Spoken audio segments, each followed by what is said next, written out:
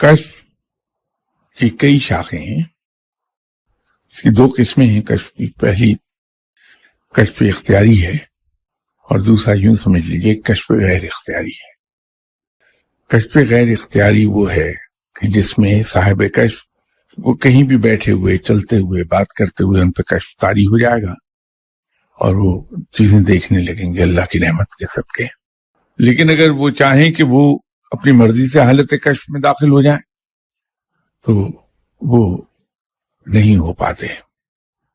کچھ اولیاء کرام ایسے گزرے ہیں جن کو اللہ تعالی نے اپنی رحمت کے صدقے یہ چیز عطا فرما دی کہ جب چاہیں حالت کشف میں چلے جائیں اور چیزیں دیکھ لیں. ایک خالصاً رب کی رحمت پر اس کا انحصار ہے.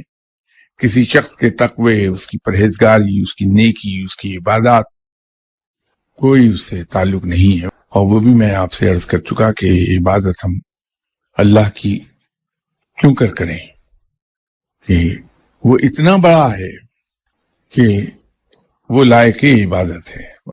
اس کے ہم پر اتنے احسانات ہیں کہ ہم اس کا شکر ادا کرنے کے لیے اس کی عبادت کریں. اسے ہماری عبادت کی ضرورت نہیں، کوئی فرق نہیں پڑے گا اسے. یہ ہمارے اپنے فائدے میں ہے کہ ہم اس کی عبادت کریں. جن لوگوں کو اللہ یہ ایسا کشف عطا فرماتا ہے کہ جب چاہے وہ حالت کشف میں داخل ہو جائیں، وہ کوئی ان کے کمال کو ظاہر نہیں کرتا. یہ ان پر اللہ کی رحمت کو ظاہر کرتا ہے کہ رب تعالی نے ان پہ بہت کرم کیا، بہت فضل کیا. وہ رحمت کرتا ہے ان لوگوں پر بھی جو اس کو مانتے ہی نہیں. وہ اپنی رحمت نازل فرماتا ہے، وہ پالتا ہے ان لوگوں کو بھی جو اس کے منکر ہیں، ان کو بھی جو اس مشرک ہیں، ان کو بھی جو اس کے شکر گزار بندے ہیں.